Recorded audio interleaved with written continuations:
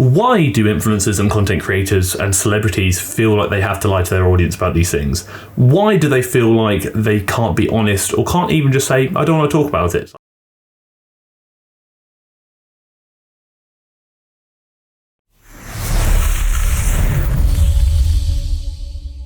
So there's a bloody humdinger today. We're looking at Stephane and Kylie because there seems to be a bit of beef on the line when looking at celebrities and online influencers. If there's problematic behaviour involved, you know I'm going to give my opinion that nobody asked for. The premise of the video very much goes into speaking about Kylie Jenner, her enhancements, her lies and her potential gaslighting to our audience. So we're going to talk about a few things. I'm going to give my take and it might be a slightly different one. Do you guys remember years ago when asked about her lips, Kylie denied ever having plastic surgery, she denied ever having fillers, she said it was a special kind of like MAC lip liner and that was the reason that her lips had tripled in size. It was lip liner. This is actually very similar and very much reminds me of the old fake natty debate in the fitness industry, especially more prevalent in the men of the industry, where they would claim they weren't taking enhancements like PEDs, performance enhancing drugs, and claim they built their physiques naturally. And it's actually due to the fact they were taking these supplements, which were actually created and sold by the company they were sponsored by. Wild coincidence there. And that if you take these supplements too, you too will look like an absolute juice monster beefcake as well. And then obviously time goes on, people buy these supplements. I bought many of those supplements thinking the same thing, and then you realise nothing's changed. You realise, well, supplements aren't actually going to make or break my physique, and actually, God forbid, they may have told me a little porky pie, a little lie. And then they come out and admit many years down the line of, oh yeah, I've been taking PEDs for XYZ, whatever it may be. And you realise you've essentially lied to your audience for monetary gain. You've lied to your audience to sell a product. Not only is a bit of a sneaky, snaky serpent move, but you've also lied to your audience in a manner that will leave them feeling like they're the problem. So individuals will buy this lip liner,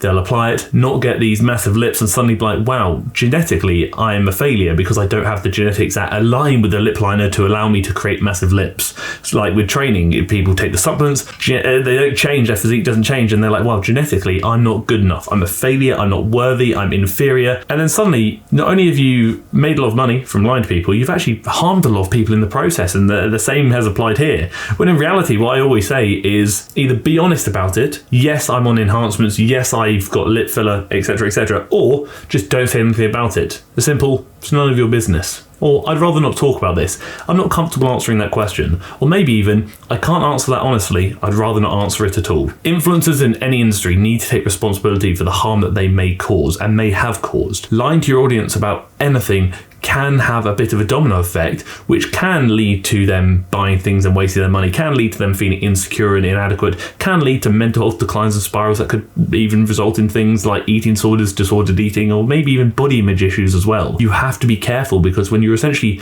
pushing a lie that essentially gives people unrealistic and false expectations of what their body might do and how it might change, and they then don't meet those expectations that were never realistic in the first place, but they didn't know that, how's that going to make them feel? Because when she was younger, she probably saw Kim getting all this fame and adoration and millions of dollars and her mother's attention. And she was like, if I could just be like Kim, then I can have all that too. Kylie has now come out and admitted to the fact that she had a, let's call them chest coconut job. Insecurities can make us do wild things.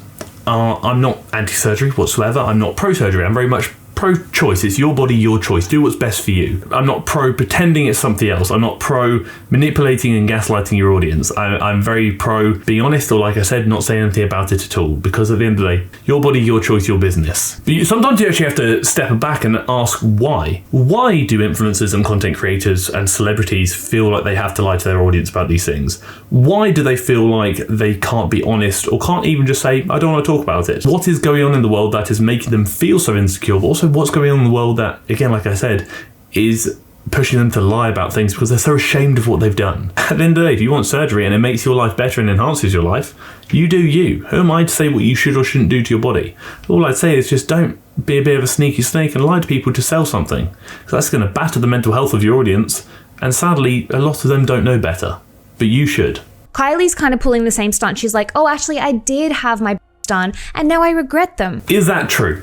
A lot of influencers in the fitness industry, a lot of men especially, will run anabolics and PEDs for many years, run them 7-10 years, and they'll build up their physique and then build a brand off their physique, and then once they come off the anabolics, they turn around and say, oh, I regret it, I wish I never did it. Do you really mean that though? Do you genuinely mean that? Especially when you've built your business on your physique, which obviously a lot of influencers in the fitness industry have, and a lot of celebrities have too. Do you regret enhancing it as a means of accelerating your business? Because then you also question is, would you have been as successful without it? Especially when you've utilized it as such a fundamental marketing point of who you are. You are your physique. You are how you look. You are your appearance. I'm just pondering the thought, you know. I can only speak from the perspective of a man in the fitness industry, let's say. Building your brand off your physique, which may have been accelerated by enhancements, which you probably wouldn't have built without, doesn't strike me as something people would easily regret. I feel like people often say they regret things because they feel like they should, and also because they feel like they might earn a bit more respect of their audience back if they claim they regret a decision they made. Look at the accountability, look at the responsibility. They regret it.